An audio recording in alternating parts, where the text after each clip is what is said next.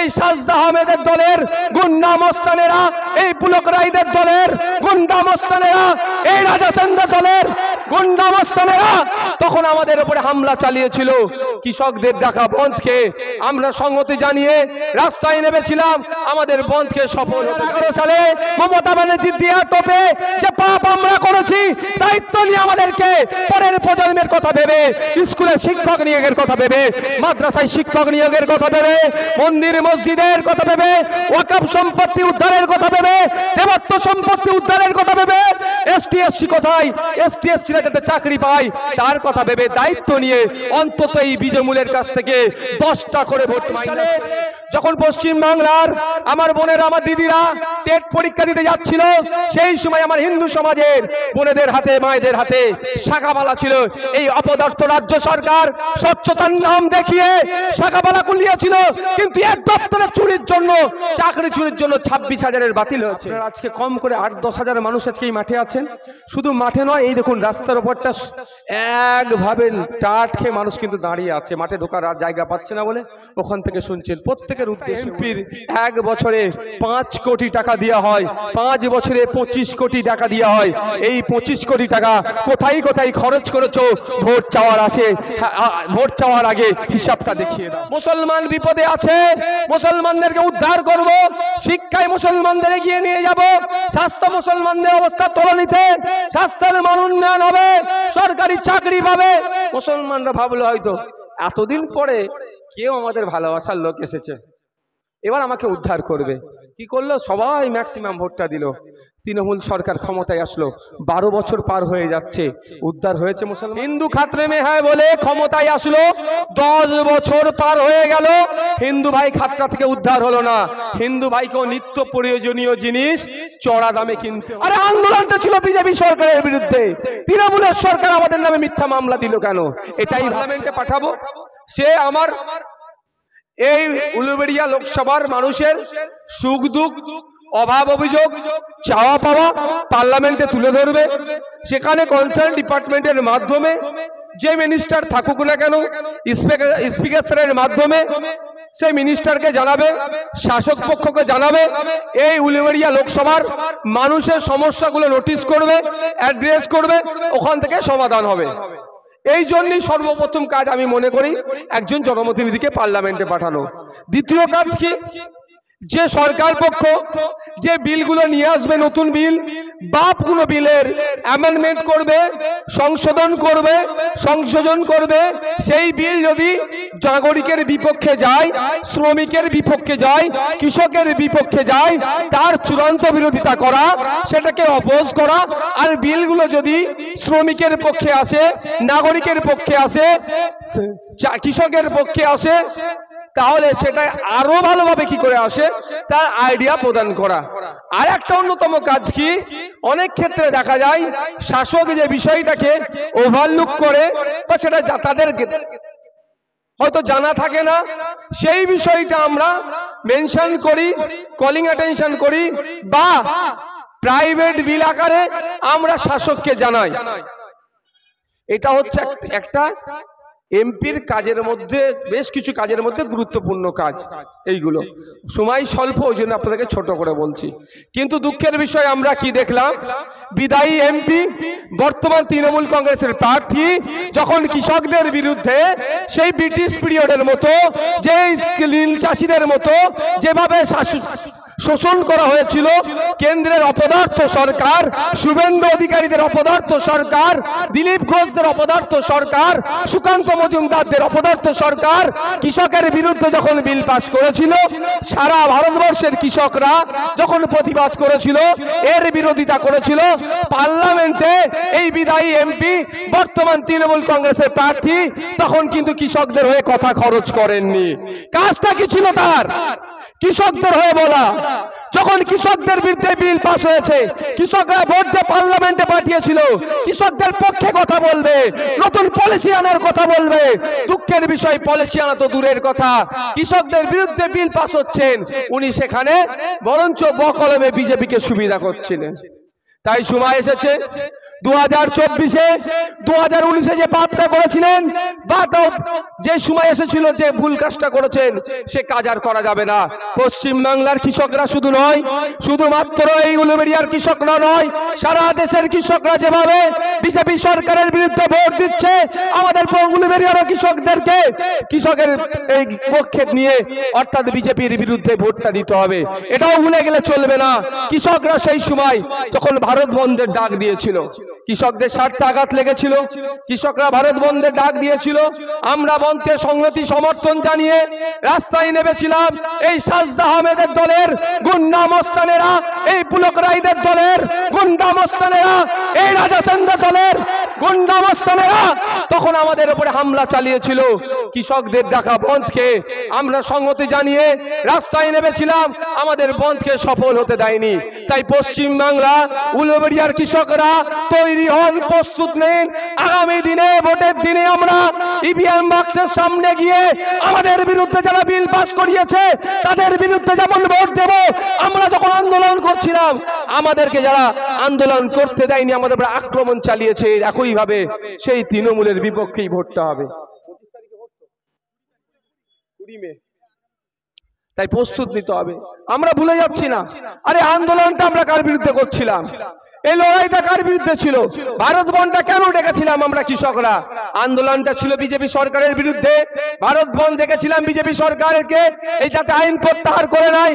কিন্তু এই পুলাকদার দলের লোকেরা, এই সাজদা আহমেদের দলের লোকেরা, এই রাজা সেন সাহেবের দলের লোকেরা কেন আমাদের উপর হামলা চালিয়েছিল, কৃষকদের ডাকে ভারত বন্ধকে ব্যর্থ করিয়েছিল?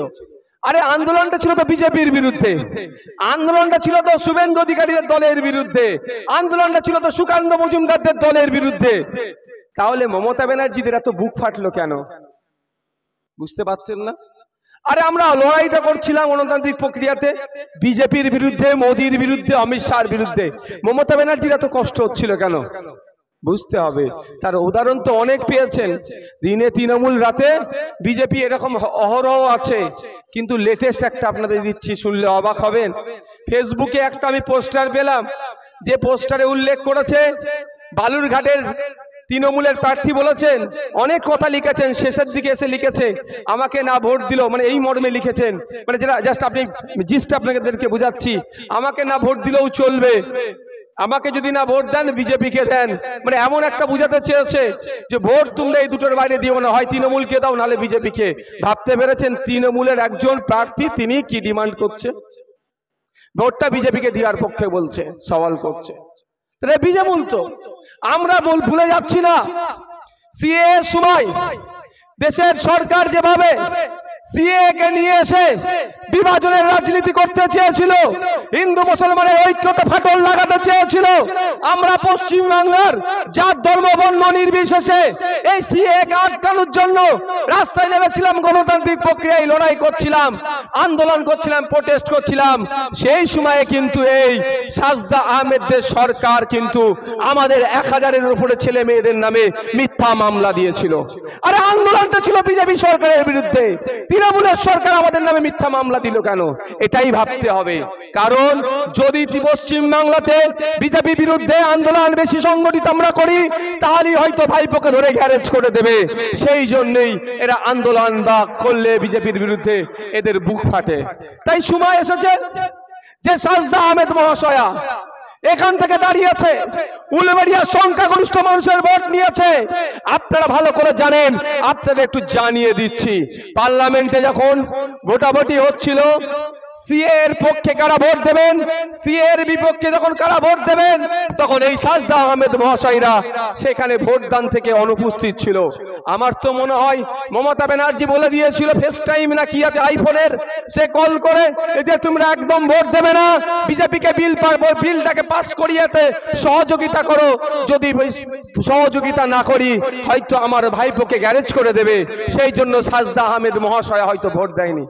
আমরা ভোট দিয়েছিলাম কেন? তাকে পার্লামেন্টে পাঠিয়েছিলাম আমাদের বিপক্ষে, জনগণের বিপক্ষে কোনো বিল পাস হলে তার বিরোধিতা করা। উল্টে কি দেখছি, বিজেপি যে বিল নিয়ে এসে জনগণের মধ্যে অশান্তি হবে, বিভাজন হবে, মানুষে মানুষে বিভেদ হবে, যে বিল নিয়ে এসেছিল সিএএ, তখন ভোটদান থেকে বিরত ছিল, বকলমে বিজেপিকে সহযোগিতা করেছিল এই সাজদা আহমেদ মহাশয়া। তাই আগামী মাসের 20 তারিখে, মে মাসের 20 তারিখে জবাব দিতে হবে। আমরা আমাদের জন্য পার্লামেন্টে পাঠিয়েছিলাম, আপনারা আমাদের কথা ভাবলেন না, আপনারা আমাদের ভাইপোর কথা ভাবলেন না, আপনি মমতা ব্যানার্জির ভাইপোর কথা ভেবে সিএএ থেকে হয়তো ভোটদান থেকে বিরত ছিলেন। তাই সময় এসেছে আমরা আগামী মে মাসের 20 তারিখে আপনার বিপক্ষে ভোট দিয়ে আপনাকে দিল্লি পাঠাবো না, দিল্লি আমরা পাঠাবো একজন প্রাক্তন বিএসএফ এর কর্তা, বিএসএফ জওয়ানকে, যে একটা সময় তার সর্বোচ্চ দিয়ে দেশের নিরাপত্তার স্বার্থে দেশের সীমান্তকে তিনি পাহারা দিয়েছিলেন বুক আগলে। আজকে যে উলুবেড়িয়ার মানুষের হয়ে পার্লামেন্টে গিয়ে, রাজ্যের মানুষের হয়ে পার্লামেন্টে গিয়ে, দেশের মানুষের হয়ে পার্লামেন্টে গিয়ে তিনি একইভাবে লড়াই করবেন জনগণের জন্য। হবে তো নাকি ভাই? আমাদের এক্স বিএসএফ এর পক্ষে ভোটটা আসবে তো নাকি ভাই? হবে তো নাকি? হাতটা একটু তুলুন তো ভাই। হবে তো নাকি? ইনকলাব, ইনকলাব। চুপচাপ, চুপচাপ, চুপচাপ, কোনো কথা হবে না। কাকে ভোট দিব আমরা? যাকে ভোট দিয়ে পার্লামেন্টে পাঠিয়েছিলাম, সে আমাদের বিপক্ষে যখন একের পর এক বিল পাস হয়েছে সেখানে বসে মজা দেখেছে। তাই সময় এসছে, ভুলে যাচ্ছি না। নবান্নের 14 তলা থেকে প্রেস কনফারেন্স করে নুপুর সম্মান নিয়ে যখন পশ্চিম বাংলার ধর্মপ্রাণ মানুষেরা হযরত মুহাম্মদ সাল্লাল্লাহু আলাইহি ওয়াসাল্লাম সম্পর্কে যখন বাজে মন্তব্য করেছিল, এই ধর্মপ্রাণ মানুষরা যখন জানতে পারলো বিজেপির এক নেত্রী নুপুর শর্মার বিরুদ্ধে আন্দোলন করছিল, গণতান্ত্রিক প্রক্রিয়াতে প্রোটেস্ট করছিল, তখন মাননীয়া 14 তলা উপর থেকে বলেছিল দিল্লির বিষয়, দিল্লিতে গিয়ে তোমরা আন্দোলন করো। ঠিক আছে, দিল্লির বিষয়, দিল্লিতে গিয়ে আন্দোলন করার কথা বলেছিলেন, কিন্তু দুঃখের বিষয় আপনার ফাঁদে পা দিয়ে এই বিজেপি তৃণমূলের বাইনারি পলিটিক্সে আমরা সাজদা আহমেদকে পাঠিয়েছিলাম। ওই জন্য আমাদের হয়ে কথা বলার লোক দিল্লিতে নাই। তাই আমরা আর ভুল করব না। আপনার কথা অনুযায়ী দিল্লির কোনো বিষয় হলে দিল্লিতে আমাদের হয়ে আন্দোলন করবে প্রফেসর, প্রাক্তন বিএসএফ জওয়ান, অধ্যাপক মফিকুল ইসলাম সাহেব। আমরা এবার দিল্লিতে আমাদের লোককে পাঠাবো, আমরা দিল্লিতে আমাদের লোককে পাঠাবো। সেখানে পাঠিয়ে কি আমাদের কিছু আন্দোলন করার কথা হলে দিল্লির বিষয়ে, দিল্লির দেশের আইনসভার মধ্যে গিয়ে আন্দোলন করবে। আর আমরা কোথায় করব? আমরা আইনসভার বাইরে আন্দোলন করব। মনে পড়ছে তো নাকি ভাই? 14 তলার উপর থেকে বলেছিল দিল্লির বিষয়, তার জবাব দিতে হবে তো নাকি? আমরা ভুলে যাচ্ছি না। মতুয়া সমাজে ধর্মগুরুদের নাম ঠাকুর হরিচাঁদ ঠাকুর, ঠাকুর গুরুচাঁদ ঠাকুর, তাদের নামকে নিয়ে মমতা ব্যানার্জি কেমন এক প্রকার খিল্লি করেছিল। তাই সময় এসেছে আমরা ধর্মপ্রাণ মানুষ হযরত মুহাম্মদ সাল্লাল্লাহু আলাইহি ওয়াসাল্লাম সম্পর্কে বাজে মন্তব্য করলে একজন মুসলিম সমাজের ধর্মপ্রাণ মানুষকে যেভাবে আঘাত লাগবে, একইভাবে মতুয়া সমাজের ধর্মগুরুদের নাম নিয়ে যেভাবে খিল্লি করেছে, মতুয়া সমাজের ধর্মগুরুদেরকে নিয়ে যেভাবে খিল্লি করেছে, মতুয়া সমাজকে যারা মানে তাদেরকে একইভাবে ব্যথা লেগেছে। তাই সময় এসেছে যার ধর্ম বর্ণ নির্বিশেষে এই সমস্ত নেতাদেরকে, যারা বিভিন্ন ধর্ম নিয়ে বাজে মন্তব্য করে আর তাকে যারা প্রশ্রয় দেয়, দুটো শক্তি এই বিজেমূলকে আমরা পরাস্ত করব। আমাদেরকে পরাস্ত করতে হবে। মমতা ব্যানার্জি মহাশয়া হরিচাঁদ ঠাকুর, গুরুচাঁদ ঠাকুরের নামকে নিয়ে খিল্লি করেছে, তার জবাব দেওয়ার সময় এসেছে। আমরা ভুলে যাচ্ছি না সায়নী ঘোষ মহাশয়ের কথা। আমার হিন্দু সমাজের মা বোনেরা শিবলিঙ্গকে পুজো করেন, শিব ঠাকুরের যারা ভক্ত তাকে নিয়ে খিল্লি করেছিল। শিবলিঙ্গকে নিয়ে কে? তৃণমূল দলের এক যুব নেত্রী। দুঃখের বিষয় এতদিন অতিবাহিত হয়ে যাওয়ার পরেও তৃণমূলের পক্ষ থেকে কোনো অফিসিয়ালি স্টেটমেন্ট পেলাম না যে সায়নী ঘোষ যে কথা বলেছে তার সাথে দল সহমত নয়, বা সায়নী ঘোষ ভুল বলেছে, তার এই বক্তব্য মানে সায়নী ঘোষ মহাশয়া তার এই বক্তব্যকে তুলেও নেয়নি, উড্ডল করে নেয়নি। তার মানে বকলমে তৃণমূল তাহলে ওই কথাকে বলার প্রশ্রয় দিচ্ছে। তাই সময় এসেছে যার ধর্ম বর্ণ নির্বিশেষে আমাদেরকে ঐক্যবদ্ধ হতে হবে। আমরা আস্তিক মানুষ, অবশ্যই দেশের সংবিধানে যারা নাস্তিক তারাও মাথা তুলে বাঁচতে পারে, কিন্তু আমরা আস্তিক মানুষ। আমরা কোন ধর্মকে নিয়ে কেউ খিল্লি করুক, কোন জাতকে নিয়ে কেউ খিল্লি করুক, ঠিক যেভাবে কোন বর্ণকে নিয়ে যদি কেউ খিল্লি করে, একইভাবে আমরা প্রতিবাদে সোচ্চার হব এবং আমাদের গণতান্ত্রিক প্রক্রিয়াকে ইমপ্লিমেন্ট করে, অর্থাৎ ভোটের মাধ্যমে এদের আমরা যোগ্য জবাব আগামী দিনে দেব। হবে তো নাকি? হযরত মুহাম্মদ সাল্লাল্লাহু আলাইহি ওয়াসাল্লামকে নিয়ে বাজে মন্তব্য করেছে বিজেপি নেত্রী, বিজেপিকে জবাব দিতে হবে। আর আন্দোলন যখন করছিল, যার দিল্লির যাওয়ার কথা বলেছিল, আমাদের প্রফেসর রফিকুল ইসলাম সাহেবকে আমরা পার্লামেন্টে পাঠাবো, দিল্লিতে পাঠাবো। শিবলিঙ্গকে নিয়ে যারা বাজে মন্তব্য করেছে তারও বিরোধিতা আমরা করব। হবে তো নাকি ভাই? ভুলে গেলে চলবে না, ভুলে গেলে চলবে না, মনে রাখতে হবে, সময়ে জবাব দিতে হবে। হিজাব নিয়ে ডুমজুড়ে স্কুলে একটা বাচ্চা মেয়ে হিজাব পরে গিয়েছিল, তাকে শিক্ষিকা চড় মেরে তার সাথে অন্যায় করেছিল। মমতা ব্যানার্জি কোনো তাকে জবাবদিহি করেনি। আমি ভুলে যাচ্ছি না ওই দিনটার কথা। কোন দিনটার কথা? 2022 সালে যখন পশ্চিম বাংলার আমার বোনেরা, আমার দিদিরা টেট পরীক্ষা দিতে যাচ্ছিল, সেই সময় আমার হিন্দু সমাজের বোনেদের হাতে, মায়েদের হাতে শাখাবালা ছিল।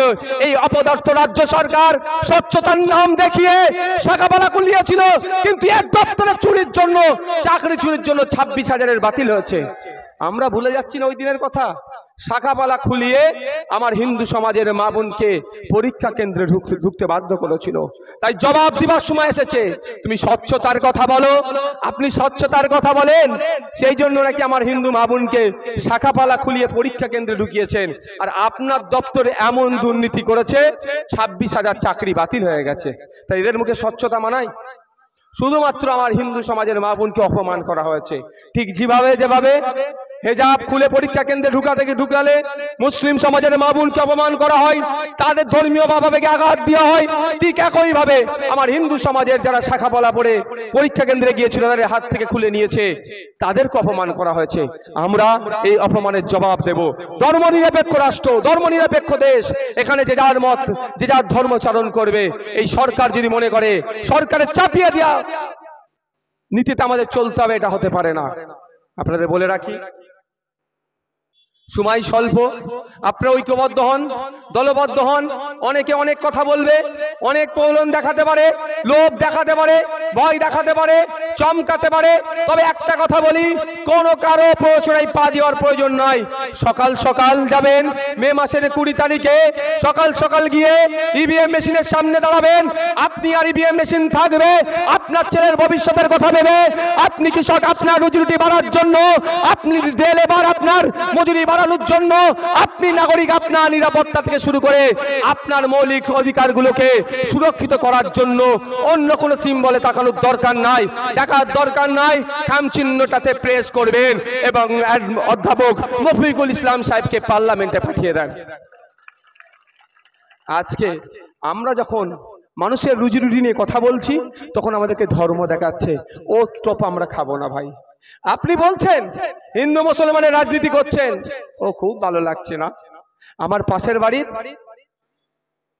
রাম কাকুর ছেলেটা এই চাকরি বাতিল হয়েছে, 26,000-এর মধ্যে পড়ছে তো নাকি?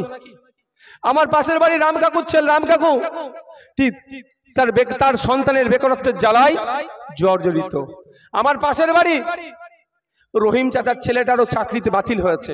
যারা যোগ্য তারা অনেকের বাতিল হয়েছে, যারা অযোগ্য তাদের তো বাতিল হবেই হবে, যোগ্যদেরও বাতিল করেছে। এবার এটা নিয়ে কিন্তু মিসগাইড করছে অনেকে তৃণমূলী বন্ধুরা, এই সাজদা আহমেদের দলের লোকেরা, এই পুলাক বাবুর দলের লোকেরা, এই রাজাদার দলের লোকেরা মিসগাইড করছে। কি বলছে? সবাই কি আর দুর্নীতি করেছে? শুনুন, আপনাদের বলে রাখি, এই দেখুন ওনার এক চাকরি চুরি গিয়েছে, দেখুন উঠে দাঁড়ান, ইনার চাকরি চুরি গিয়েছে। আমি যদি ভুল বলি উনি আমাকে কোট করবে। ইনার চাকরি চুরি করছে মমতা ব্যানার্জি সরকার। এই সাজদা আমাদের দলের লোকেরা ইনার চাকরি চুরি করে নিয়েছে, কিন্তু আইনের লড়াই আমরা চাকরি আবার ফিরিয়ে নিয়ে আসবো। ইনাকে স্কুলে পাঠাবো, আমরা পার্লামেন্টে যেমন পাঠাবো, সাথে সাথে ইনার জায়গা তো ইনাকে আমরা রাখবো, চাকরি আমরা ফিরিয়ে নিয়ে আসবো। তো কি বারবার কোর্ট বলেছিল স্বচ্ছভাবে নিয়োগ যারা হয়েছে তাদের লিস্ট দিন, লিস্ট দিন, লিস্ট দিন। রাজ্য সরকার কিন্তু লিস্ট দেয়নি, এবং বলেছিল কোর্ট যে পে স্লিপের মাধ্যমে সমস্ত টিচারদেরকে ইনফর্ম করুন, এটা কেস চলছে। ইনফর্ম করেনি, 200 মতো টিচার এটাতে পার্টি হয়েছিল। এই 26,000কেও কিন্তু ইনফর্ম করতে বলেছিল, রাজ্য সরকার করেনি। রাজ্য সরকার ভেবেছিল কি এই চলতে থাকবে, আমার ধরা পড়বো না। তাই আপনাদের বলবো সজাগ হন, সতর্ক হন। হিন্দু মুসলমানের রাজনীতি করলে আপনারা সেই ফাঁদে পা দেবেন না। হ্যাঁ, 2014 সালের আগে বলে কি বলেছিল, হিন্দু খাতরে মে হ্যাঁ। আমি ব্যক্তিগত ভেবেছিলাম যে এবার হয়তো হিন্দু ভাইদের কিছু উপকার করবেন মোদিজি, কিন্তু কি দেখলাম, হিন্দু খাতরে মে হ্যাঁ বলে ক্ষমতায় আসলো, 10 বছর পার হয়ে গেল, হিন্দু ভাই খাতরা থেকে উদ্ধার হলো না। হিন্দু ভাইকেও নিত্য প্রয়োজনীয় জিনিস চড়া দামে কিনতে হচ্ছে। পেট্রোল ডিজেল আপনার হেঁটে গিয়ে পাম্পে গিয়ে ধর্মীয় স্লোগান দিলে সে কম দামে পাচ্ছে না। খোঁজ নিলে দেখুন, দেশ স্বাধীনের পর থেকে হিন্দু ভাইরা না যতটা বঞ্চিত হয়েছিল, হিন্দু ভাইরা যা যতটা এই চড়া দ্রব্য মূল্য বৃদ্ধির সম্মুখীন হতে হয়েছিল, হিন্দু ভাইদের ছেলে মেয়েদেরকে যুবকদেরকে যতটা না বেকারত্বের দিকে এগিয়ে যেতে হয়েছিল, এই 10 বছরের সরকার তার থেকে বেশি বেকারত্বের দিকে ঠেলে দিচ্ছে। 2011 সালে সাচার কমিটির সুপারিশগুলো দেখিয়ে দেখিয়ে আমাদের পাড়াতে মহল্লাতে এসে বলেছিল মুসলমান বিপদে আছে, মুসলমানদেরকে উদ্ধার করব, শিক্ষায় মুসলমানদের এগিয়ে নিয়ে যাব, স্বাস্থ্য মুসলমানদের অবস্থা তলানিতে, স্বাস্থ্যের মান উন্নয়ন হবে, সরকারি চাকরি পাবে। মুসলমানরা ভাবলো হয়তো এতদিন পরে কেউ আমাদের ভালোবাসার লোক এসেছে, এবার আমাকে উদ্ধার করবে। কি করলো, সবাই ম্যাক্সিমাম ভোটটা দিল, তৃণমূল সরকার ক্ষমতায় আসলো। 12 বছর পার হয়ে যাচ্ছে, উদ্ধার হয়েছে মুসলমান? উদ্ধার হয়েছে? আপনাদের বুথে কোনো একটা বুথে প্রাইমারি নতুন একটা স্কুল করেছে, হাত তুলে দেখান তো। একটা প্রাইমারি স্কুল করেছে নতুন, কিন্তু হাত তুলে অনেকে বলতে পারবে অনেকের এলাকার প্রাইমারি স্কুলগুলো বন্ধ হয়ে যাচ্ছে শিক্ষকের অভাবে। অনেকে হাত তুলে বলতে পারবে স্কুল দেওয়া তো দূরের কথা, লিগাল ইল্লিগাল মদের দোকান বুথে বুথে এই মমতা ব্যানার্জি করে দিয়েছে। তাই বলবো, আপনাদেরকে বলবো, আসুন ঐক্যবদ্ধ হন। একজন হিন্দুকে বাঁচাবার নামে দেশের ক্ষতি করছে, আর একজন মুসলমানকে বাঁচাবার নামে রাজ্যের ক্ষতি করছে। আমরা হিন্দু মুসলমান কেউ বিপদে নাই, আমরা মানুষ বিপদে আছি। মানুষকে জাগ্রত হতে হবে, অধিকার বুঝে নিতে গেলে আসুন এই দুই ফুলকে রিজেক্ট করুন, দুই ফুলকে সারগাদায় ফেলুন, খামের ছায়া তলে আসুন, খাম চিহ্নিতে ভোট দিন। আপনার অধিকার আপনার দ্বারে পৌঁছে যাওয়ার জন্য দায়িত্ব আইএসএফ তুলে নেবে। আমরা দেখলাম 2014 আগে অমিত শাহজির ছেলের ব্যবসা কোন লেভেলে ছিল। হিন্দুকে বাঁচাতে এসে অমিত শাহজির ছেলের ব্যবসা প্রায় 14,000 গুণ বৃদ্ধি পেল। আর আমার পাশের বাড়ি রমেন কাকুর যে ব্যবসা করত, সে ব্যবসা আরো তলানিতে চলে গেল। মুসলমানকে বাঁচাবার নামে ক্ষমতায় আসলো অভিষেক ব্যানার্জির ভাইপো, মমতা ব্যানার্জির ভাইপো অভিষেক ব্যানার্জির সম্পত্তি 2011 সালের আগে দেখবেন, আর 2024-এ দেখুন রকেট গতিতে বেড়ে যাচ্ছে। আর আমাদের পাশের বাড়ি সবুর চাচার যে ছেলের অবস্থা দেখুন, তার দেখুন সেই যা ছিল আরো ধ্বংস হয়ে যাচ্ছে। একজন হিন্দুকে বাঁচাতে এসে সে তার প্রভাব প্রতিপত্তি সম্পত্তি বেরিয়ে নিল, আর একটা দল মুসলমানকে বাঁচাতে এসে চাকরিগুলোকে চুরি করে নিল। তাই সময় এসেছে আমাকে ভোট আসলে বড় তিলক কেটে হিন্দু সাজছে, ভোট আসলে হাজি রুমাল চাপিয়ে মাথায় টুপি দিয়ে নাটক করছে, ভোট আসলে ঘুমটা পড়ে হিজাব পরে নিচ্ছে। অত কিছু করতে হবে না ভাই, অত কষ্ট করতে হবে না ভাই আমার, তোকে বড় তিলকও কাটতে হবে না, তোকে ঘুমটাও দিতে হবে না, তোকে মাজারাও যেতে হবে না ভোটের জন্য, তোকে মসজিদেও তোকে মন্দিরেও যেতে হবে না ভোটের জন্য। ভাই আমাদের যেটা অধিকার সেটা বুঝিয়ে দাও। একটা এমপির 1 বছরে 5 কোটি টাকা দেওয়া হয়, 5 বছরে 25 কোটি টাকা দেওয়া হয়। এই 25 কোটি টাকা কোথায় কোথায় খরচ করেছো ভোট চাওয়ার আছে, ভোট চাওয়ার আগে হিসাবটা দেখিয়ে দাও। ভোটের সময় কে হিন্দু সাজছে কেউ মুসলমান সাজছে, ভাই ও সাজতে হবে না, তুমি মানুষ সাজো, মানুষের পাশে থাকো, এই দাবিটা আমরা করি। আমি ভাঙড়ের বিধায়ক, আমি বলেছি আমি 3 কোটি টাকা 5 বছরে পাবো। এখন যদিও বেড়েছে 10 লাখ টাকা, মাস আগে 60 লাখ টাকা বছরে ছিল, সেটা 70 লাখ করেছে এই ভাঙড়ের বিধায়ক নওশাদ সিদ্দিকী, সংযুক্ত মোর্চা তথা আইএসএফের বিধায়ক। মমতা ব্যানার্জিকে প্রশ্ন করে যা তাকে চাপ দিয়ে বাড়িয়েছে এই নওশাদ সিদ্দিকী। তো আমার যে টাকা হচ্ছে, আমি বলেছি আমার পিরিয়ড শেষ হওয়ার সাথে সাথেই আমি এই 3.5 লাখ টাকা মতো হচ্ছে, 3.5 কোটি টাকা মতো হচ্ছে, কোথায় কোথায় কি খরচ করেছি টোটালটাই প্রিন্ট করে খাম চিহ্ন অর্থাৎ খামে ভরে প্রত্যেকটা বাড়িতে আমি পৌঁছে দেব। কত টাকা এবার আপনাদের জানিয়ে রাখি, এখনো একটা গেঁড়া কল আছে, আমি জানতাম না, রাজনীতিতে এসে জানতে পারছি এত মাল কামানোর জায়গা আছে, হেভি জায়গা আছে, ধরতেই পারবেন না, মাল কামিয়ে বেরিয়ে যাবে, ভালো ভালো মিষ্টি মিষ্টি কথা বলবে। তো আমি প্রথমে একটা পঞ্চায়েত সমিতিকে দিয়ে কাজ করাচ্ছিলাম কিছু, তারপরে একজনের সাথে আমার যোগাযোগ হলো, সেই সব কাজগুলো করে, এই কথা বলতে বলতে তারপরে আরো 2-3 জনের সাথে যোগাযোগ হয়েছে, একটা প্রসঙ্গ উঠতে উঠতে বলছে ভাইজান আপনার এই কাজগুলো করে দেবো, তা আপনার জন্য কত পার্সেন্টেজ রাখতে হবে। আমি তখনও বিশ্বাস করুন আমি বুঝতে পারিনি খেলাটা কি খেলছে আমার সাথে। আমি তার মানে বলছে হ্যাঁ ভাইজান এগুলো যে করবো আপনার ল্যাডের টাকা, এমএলএ ল্যাডের টাকা, তো কত পার্সেন্ট আপনার কাছে রাখতে হবে আপনার জন্য। আমি যাই ঠিক করে বলো কি বলছে আমি বুঝতে পারছি না। বললো ভাইজান এই যে কাজ হচ্ছে 100 টাকার কাজ করলে অনেক এমএলএ কে 30 টাকা দিতে হয়, অনেক এমএলএ কে 25 টাকা দিতে হয়, অনেক এমএলএ কে 20 টাকাও দিতে হয়, তো 100 টাকার কাজে আপনার জন্য কত রাখতে হবে। আমি তো শুনে ভয় খেয়ে গেছি।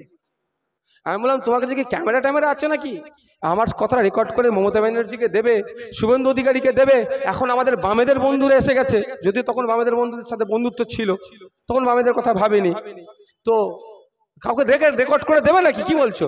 বলছে না ভাইজান এরকম হয়। আমি বললাম শোনো ভাই টাকাটা কার, আমার বাপের টাকা নাকি, না আমার বাপ যে জমি আমাদেরকে নামে কিনে দিয়েছে সেগুলো বিক্রি করে আমি করে দিচ্ছি, এই টাকাটা কাদের। বলছে ভাইজান এটা ট্যাক্সের টাকা থেকে। হ্যাঁ জনগণের ট্যাক্সের টাকা। আমার পাড়ায় যিনি মুচির কাজ করে, জুতো সেলাই করে যা সংসার চলে, তারও মেহনতের টাকা ভাই। আমি এত খারাপ হয়ে যাইনি যে সকালে মাঠে যাচ্ছে, এই এখনকার যদি বলে এই চড়া রোদে 42 ডিগ্রি সেলসিয়াসকে মাথায় রেখে ভ্যান চালাচ্ছে, যেখান থেকে কলকাতায় যাচ্ছে, যে কোনো মিস্ত্রির কাজ করছে, কাঠের মিস্ত্রি থেকে শুরু করে যে কোনো কাজ করছে, মেহনত করছে, ইনকাম করছে, তারও ট্যাক্সের টাকাটা কিন্তু ওই 60 লাখ টাকার মধ্যে আছে। বলছি ভাই আমি পারবো না টাকা খেতে, তুমি ভাই দরকার লাগলে বলবে, নওশাদ সিদ্দিকী ঘর থেকে কিছু এনে দেবে, অন্তত কাজটা যেন ভালো হয়। এইখানে আমি তাদের বোঝানোর জন্য বলছি, এই কাজেও কিন্তু এই 25 কোটির মধ্যেও সাজদা আহমেদ মহাশয়া জোর গলায় বলুক তো উনি পার্সেন্টেজ খায়নি। যে এনআরসির বিরুদ্ধে যখন ভোটাভুটি হচ্ছিল অংশগ্রহণ করেনি, যে কৃষকদের বিরুদ্ধে যখন বিল পাস হচ্ছিল অংশগ্রহণ করেনি, যে তালাকের বিরুদ্ধে বিল পাস হচ্ছিল অংশগ্রহণ করেনি, সে মনে হয় পার্সেন্টেজ খাবে না। খেয়েছি কি খায় না ধরতে পারবেন না, কিন্তু কি ওটা আপনাদের মনে রেখে দিন। তো এখানেও খাওয়ার জায়গা আছে, আমি আপনাদের দায়িত্ব নিতে পারি। 25 কোটি টাকা শুধু নয়, আরো বেশি এই ইন্ডাস্ট্রিয়াল এরিয়া আছে, আমাদের এই নাসির ভাইরা আছেন, যারা আছেন বাউরিয়া এলাকাতে যে সমস্ত কলকারখানাগুলো বন্ধ হয়ে শ্রমিকরা হাহাকার করছে, বা যে সমস্ত কলকারখানাগুলো চলছে তাদের মাসিক গড় আয় যেগুলো আছে, তাদের মিনিমাম ওয়েজেস ন্যূনতম মজুরি ঠিকঠাক হচ্ছে না, তার লড়াই গিয়ে, কলকারখানা খোলার লড়াই গিয়ে পার্লামেন্টে বলিষ্ঠ কণ্ঠে অধ্যাপক মফিকুল ইসলাম সাহেব আওয়াজ তুলবে। আমরা ভুলে যাচ্ছি না, হাওড়া জেলার এদিকে জরি শিল্পের জন্য বিখ্যাত ওই এলাকাটা, সেই শ্রমিকদের আজকে অবস্থা কোথায়, শিল্পটা কোথায় ধ্বংস হয়ে গেছে, সেটাকে পুনর্জীবিত করার জন্য আওয়াজ তুলবে। এক কথায় নাগরিকের অধিকার নিয়ে সেখানে আওয়াজ তুলবে। ভাই যারা এসেছেন সবাই তো আমাদের আর গুটি কয়েক ছাড়া ম্যাক্সিমাম তো আমাদের ভোটার, তাই তো নাকি? ভালোবাসার মানুষ তো। আপনাদের কাছে একটা আমি দাবি করব, রাখবেন? বেশি কিছু দাবি নয় ভাই, আপনারা তো অনেকে এখানে বললে যদি বলি বলবে ভাইজান আপনার জন্য জীবন দিয়ে দেবো, তাই তো? আচ্ছা কারা জীবন দিতে পারবেন একটু হাত তুলবেন। হ্যাঁ তাহলে আমি আপনাদের কাছে একটা আমি ভালোবাসার আবদার করব, আমার জীবন আপনার লাগবে না, আপনাদের দীর্ঘায়ু কামনা করি, আপনারা যাতে সুস্থ থাকেন সেটাই কামনা করি, কিন্তু আপনাদের কাছ থেকে আমি একটু মূল্যবান টাইম চাইবো, পারবেন দিতে? কি মূল্যবান টাইম? মূল্যবান টাইমটা হচ্ছে আপনারা আজকে কম করে 8-10 হাজার মানুষ আজকে এই মাঠে আছেন, শুধু মাঠে নয়, এই দেখুন রাস্তার উপরটা একভাবে টাট খেয়ে মানুষ কিন্তু দাঁড়িয়ে আছে, মাঠে ঢোকার জায়গা পাচ্ছে না বলে ওখান থেকে শুনছেন। প্রত্যেকের উদ্দেশ্যে বলবো, আপনারা আজ থেকে ভোটার শুধু থাকলে হবে না, শুভাকাঙ্ক্ষী থাকলে হবে না, খামচিহ্নের তথা ইন্ডিয়ান সেকুলার ফ্রন্টের দায়িত্ব নিয়ে কম করে এই 10 হাজারের উপরে যে মানুষ আছেন, আপনারা দায়িত্ব নিয়ে 10 জনকে বিজেপি, তৃণমূল, থেকে ভোট মাইনাস করে খাম চিহ্নের পক্ষে নিয়ে আসার জন্য সর্বোচ্চ চেষ্টা করবেন? করবেন তো ভাই? আমি বলছি না যে আপনাকে হাত ধরে নিয়েছে আমাকে ভোট দিয়ে ভোট চুরি করতে হবে, ওটা আমি চাই না। পকেট থেকে 500 টাকা দিয়ে ভোট নিয়ে আন, ওটা আমি চাই না। ভয় দেখিয়ে ভোট নিয়ে আন, আমি চাইবো না। আমি বলবো কি, আপনি মানুষকে বোঝান। যেটা বলছি, যেটা দেখছেন, আপনারা এই বাধা বিপত্তিকে উপেক্ষা করে এসেছেন কেন? আপনাদের ভবিষ্যৎকে সিকিউর করার জন্য তো। আপনার ছেলের চাকরিটা যাতে 550 330 টাকার ফর্ম ফিল আপ করে হয়, তার জন্য তো।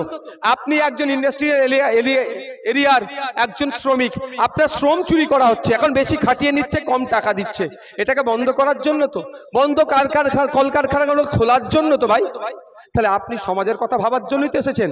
আপনাকে দায়িত্ব নিতে হবে, কম করে 10 জনকে বোঝাতে হবে। এই 10 জনকে বোঝানোর আপনাকে একটা জাস্ট আমি একটা গল্প নয়, আমার জীবনে বাস্তব হয়েছে বলে আমি বলছি। আমি কোনো একটা জায়গায় ফ্লাইট থেকে নেমে গাড়ি করে যাচ্ছিলাম, ক্যাব বুক করেছিলাম, এই ওলা উবেরের মতো ওখানে একটা ক্যাব ছিল। যেতে যেতে উনি প্রসঙ্গ তুলতে তুলতে আমাকে বলছে, দেখি খুব বিজেপির বিরোধিতা করছে। আমি তো অবাক হয়ে গেলাম, আর বিজেপির বিরোধিতা এত করছে কেন? আমি প্রথম ভাবলাম এই নামটাকে জিজ্ঞাসা করি তো। আমাদের মমতা ব্যানার্জি ভয় খাইয়ে এরকম পশ্চিমবাংলা কিছু মুসলমানকে রেখেছে, এই রাজ্যের মুসলমানকে ভয় দেখিয়ে রেখেছে নাকি? মমতা ব্যানার্জি শুধু বিজেপির ভয় ছাড়া কোনো কিছু দেখিয়ে রেখেছে? মমতা ব্যানার্জি সাজদা আহমেদদের কাছে, এই পুলকদাদের কাছে, রাজাদাদের কাছে কোনো ইস্যু আছে যে ভোটটা আমাকে দাও? শুধু কি বলছে, বিজেপি এসে যাবে, বিজেপি এসে যাবে, বিজেপি এসে যাবে, ওই জন্য ভোটটা আমাকে দাও। এছাড়া কিছু আছে দ্বিতীয় অপশন? ওদের আর কিছু নাই। তো আমি যেটা বলছি, আমি ভাবলাম ওই ধরনের ভুল বুঝিয়ে রেখেছে নাকি? এটা ভুল বুঝিয়ে রাখা হয়েছে আমাদেরকে। বিজেপি মুসলমানদের শুধুমাত্র ক্ষতি করছে না, বিজেপি দেশের ক্ষতি করছে। তাই বিজেপিকে যারা দেশের ক্ষতি করছে, শুধু মুসলমানদের দায়িত্ব নয়, সর্বধর্মের মানুষের কাজ হবে বিজেপিকে হারানো। আর এই 2024-এ পশ্চিমবাংলা শুধু নয়, সারা ভারতবর্ষে বিজেপি মুখ থুবড়ে পড়বে। আপনারা শুধু অপেক্ষা করুন। তো আমি প্রথম নাম জিজ্ঞাসা করলাম, মুসলিম নাম দেখতে পেলাম না। আমার আরো কৌতূহল হলো। আমি বলছি, আপনি এত বিজেপির বিরোধিতা করছেন কেন? আমার কিন্তু মাথায় তখন টুপি ছিল না, আমি মুখে মাস্ক লাগিয়ে রেখেছিলাম। তো আমি আমার দাঁড়িয়ে আছেও দেখতে পাবেন। আজকাল তো দাঁড়িয়ে আবার ফ্যাশন হয়ে গেছে, হিন্দু মুসলমানের কোনো ব্যাপার নাই। রবি ঠাকুরও বড় বড় দাঁড়িয়ে রেখেছিল। তো ব্যাপারটা হচ্ছে, তো আমি জিজ্ঞাসা করলাম যে আপনি এত বিরোধিতা করছেন কেন? বলছে 2014-এর আগে না, এই নরেন্দ্র দামোদর দাস মোদির আমি ট্যাবলেটকে খেয়ে নিয়েছিলাম, হিন্দু খাতরে মে হ্যাঁ বলেছিলাম, বলে ভোট চেয়েছিল, হিন্দুকে উদ্ধার করবার কথা বলেছিল, আমরা ওটাকে খেয়ে নিয়েছিলাম। আমি ভেবেছিলাম আমি ওরা বেশি উদ্ধার হব। আমি বললাম, তখন এখন কি হচ্ছে আপনাদের? রাম মন্দির বানিয়ে দিয়েছে, এই করে দিয়েছে, ওই করেছে, সেই করেছে, আপনার অসুবিধা কোথায়? বলছে, দাদা 2014 আগে থেকে আমি গাড়ি চালাচ্ছি। 2014-তে সকাল 8টা 9টা 10টার দিকে বাড়ি থেকে বার হলে সন্ধ্যার মধ্যে বাড়িতে চলে আসলে 4-5 হাজার টাকা আমি ইনকাম করতে পারতাম পার ডে। আর এখন সকাল 7টা 8টার মধ্যে বাড়ি, 6টা 7টা 8টার মধ্যে বেরিয়ে যাচ্ছি, আর যখন আমাকে নিয়ে গাড়ি চালাচ্ছে তখন বাজে প্রায় তখন 9টা, আর আমাকে যেখানে ছাড়বে আরো 1 ঘন্টা টাইম লাগবে, 10টা, আবার সে ফিরে আসবে 2 ঘন্টা, তাহলে 12টায় বাড়ি ফিরবে সে। বলছে এখন আমরা দিন গেলে 1500, খুব বেশি হলে 2000 ইনকাম করছি। বলছে সবটাই কর্পোরেটদের হাতে তুলে দিয়েছে এই মোদি বাবু, আদানি আম্বানিদের মতো শিল্পপতিদের হাতে তুলে দিয়েছে। আমি আবার প্রশ্ন করলাম যে এটা আপনি এখানে আপনি একজন ক্যাব ড্রাইভার, আপনি এরকম ভাবে বিজেপির বিরোধিতা করে বিজেপির কিছু করতে পারবেন? আমার মুখের দিকে তাকিয়েছে এরকম করে। আমি পিছনে সিটে বসছিলাম, ঘুরেছে, আমি সামনে দেখান বিপদ হয়ে যাবে। তাকিয়ে বলছে, তখন চালাতে বলছে, দেখুন যে পাপটা করেছি আমাদের পরের প্রজন্ম, আগামী প্রজন্মের কাছে কিন্তু আমি ঋণী হয়ে গিয়েছি। পাপ করেছি আমি, আমাকে প্রায়শ্চিত্ত করতে হবে। আমি আবার জিজ্ঞাসা করলাম, কিভাবে প্রায়শ্চিত্ত করবেন আপনি একা? বলছে, আমি যদি 10টা মানুষকে বুঝিয়ে বিজেপি থেকে ভোট মাইনাস করাতে পারি, আগামী প্রজন্মকে, পরের প্রজন্মকে অন্তত বলতে পারবো বিজেপির ভাষণে আমি মুগ্ধ হয়েছিলাম, কিন্তু আমি আমার কি নিজেকে ক্ষতির দিকে ঠেলে নিয়ে গিয়েছিলাম। আমি পাপ করেছি, আমি ক্যাব ড্রাইভার, আমার সামর্থ্য অনুযায়ী আমি 10টা মানুষকে বিজেপি থেকে মাইনাস ভোট করাতে পেরেছি, এটাই আমার প্রায়শ্চিত্ত হবে। তাই পশ্চিম বাংলার মানুষেরা 2011 সালে মমতা ব্যানার্জির দেয়া টোপে যে পাপ আমরা করেছি, দায়িত্ব নিয়ে আমাদেরকে পরের প্রজন্মের কথা ভেবে, স্কুলে শিক্ষক নিয়োগের কথা ভেবে, মাদ্রাসায় শিক্ষক নিয়োগের কথা ভেবে, মন্দির মসজিদের কথা ভেবে, ওয়াকফ সম্পত্তি উদ্ধারের কথা ভেবে, দেবত্ব সম্পত্তি উদ্ধারের কথা ভেবে, এসটি এসসি কোথায়, এসটি এসসিরা যাতে চাকরি পায় তার কথা ভেবে দায়িত্ব নিয়ে অন্তত এই বিজেমূলের কাছ থেকে 10টা করে ভোট মাইনাস করে আইএসএফের ছায়া তলে নিয়ে আসতে হবে। আমি মনে করি ওই পাপটা কিছুটা হলো আমরা প্রায়শ্চিত্ত করতে পারবো। হবে তো নাকি ভাই? নওশাদ সিদ্দিকী যখন ফেক এসটি এসসি সার্টিফিকেটের কথা বলে, ওটা মুসলমানদের দল, ওটা মুসলমানদের দল।